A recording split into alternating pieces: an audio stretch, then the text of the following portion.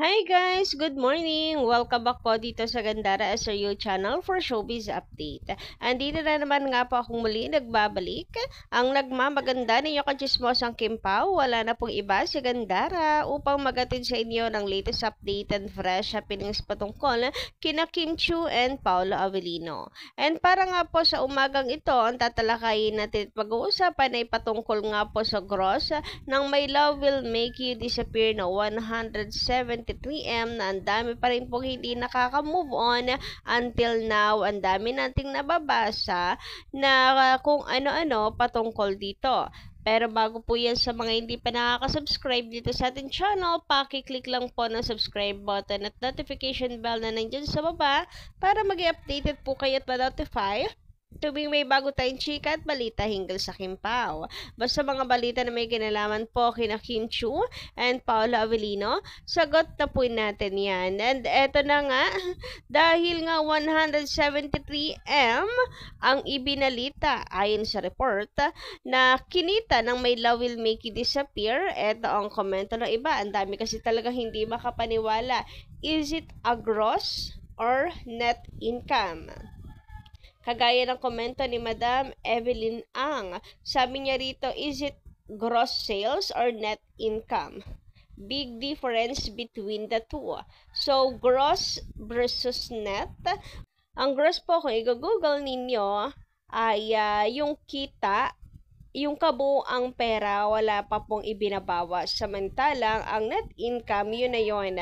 Bawas na lahat ng naging expenses, etc. Talagang kinita lang. Kumbaga sa isang ay bawas na yung puhunan. Ganon. But wala base po dito sa report na MJ is gross talaga siya. Worldwide gross.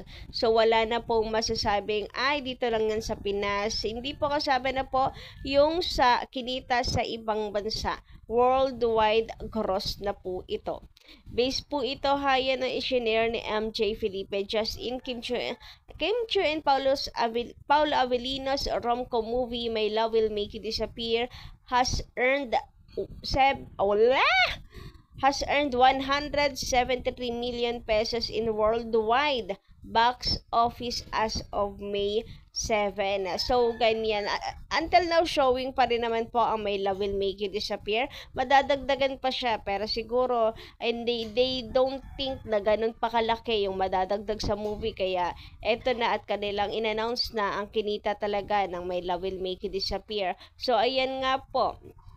Rakes in 173M worldwide gross. So, sa mga nagpapakalat na bilyon, eto po ibinalita. Ito po ang report ng ABS-CBN. Dito ako mas maniniwala.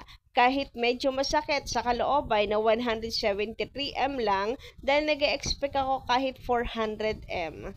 Diba, ang layo ng expectation.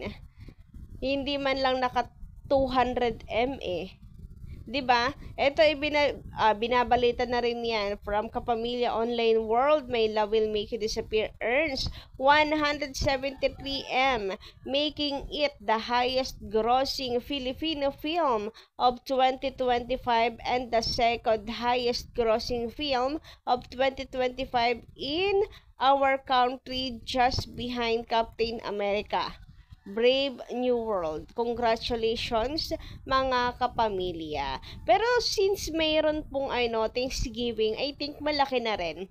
Kahit magbawas pa po sila ng kanilang ginastos. Magkano kayong ginastos nila? 50M? May 100 pa din, di ba?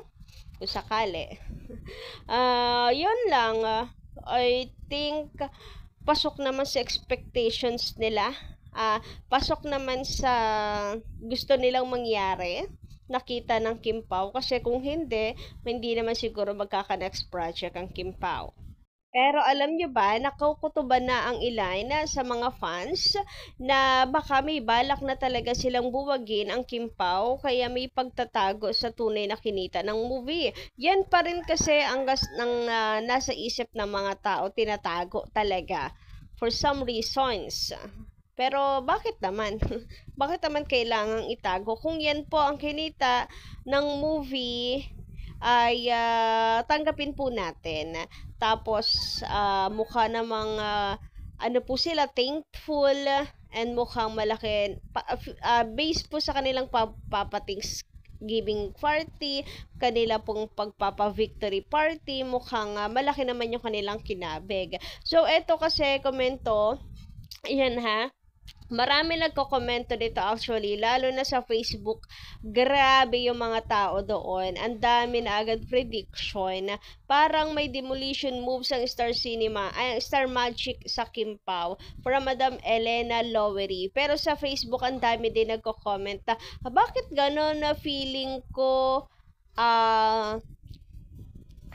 ilalaylo na nila ang Kimpaw? Bakit feeling ko nung ilabas na ang kinita ay malulubat na, parang ganun ba? Ganyan yung feeling ng mga fans ngayon, kinakabahan sila. Pero 'di ba balita ang chika, merong next project ang Kimpaw?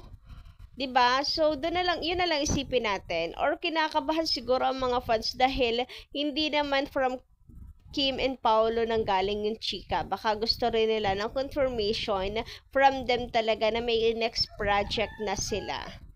Baka pag nanggaling kina Kim and Paolo, yung chismis na yes, may gagawin po ulit kaming project. Muli kami magkakasama ni Kincho or ni Paolo Avellino sa panibagong project para makapagpasaya ng mga fans, ganto ganyan. Mapapanatag ang lahat.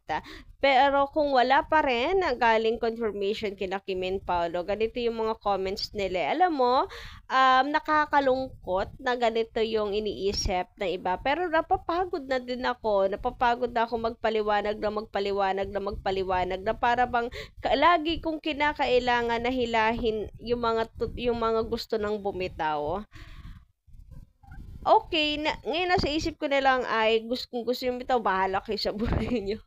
Pero basta kami, happy kami dito. And kumakapit sa po ni Paolo Avellino, na hanggat nandyan kayo, andito kami. Meaning, hanggat nandito, buo tayo na nakasuporta. Hanggat may demand from the fans, andyan sila to give and take. So, narito ang mga comments ng mga fans, talagang hindi po makamove on sa 173M. Bakit ka kasi gano'n? Baka daw tinatago lang kung magkano talaga ang kinita. Meron pa nga sinasabi na ayaw lang siguro na mauungusan, ganto ganyan. Pero ayoko nang itapik. Okay, sabi dito from Madam Josie Cells, 4 days pa lang, naka 100M until now, 173M lang. Hindi ako naniniwalang 173M lang ang kinita ng My Love Will Make You Disappear. Imposible na yan. Sa pagkatagal-tagal na showing sa mga sinihan, yan lang ang gross, OMG. As in, OMG. Kasi di ba nga, binalita na nga, confirmed 100M na ang kinita ng My Love Will Make You Disappear. Ano pa lang 60s pa lang po yun. Pero, after a month, 73M lang ang nadagdag. Ilang block screenings pa lamang po yung ang pinopoint ng mga fans. Ilang block screenings pa lang yung mga nangyayari, nagaganap, pero naka 100M na agad. Syempre 200 plus na block screenings yan, bukod pa sa mga moviegoers. So palagay na natin naka 20 or 50 block screenings na agad in a whole 1 week. 50, ang dami pa rin tira, 150 block screenings, tapos 73M lang yun nadagdag. Doon for example, sa first week block screenings pa lang naka 100M na. So, yun yung pinanghuhugutan ng mga fans dito, kaya hindi sila makapaniwala sa kinita ng My Love Will Make You Disappear na 173M. Ayun pa nga po rito from Madam Visitacion de Guzman, baka naman 1.730 billion. Hindi M. para hindi ka panipaniwala, parang hindi ka panipaniwala yan. Sa dami ng public screenings at puno-puno ang mga sinehan sa Pinas at ibang bansa, saka hindi magpa-party ang Star Cinema kung ganyan lang ang kinita ng Kim Pao. So ito yung pinopoint natin na kapag pa-victory party sila, Thanksgiving party, meaning satisfied sila sa kinita ng My Love Will Make You Disappear. They are happy. Kaya ako, happy na rin ako. Mukhang happy naman po sila sa kinalabasan, di ba? And the hope talagang tunay po na mayroon pong next project ang Kim Pao. Kasi kung wala, abay talagang mukhang kinakailangan ulit natin magpalakas pa mga ka-Kim Pao fans.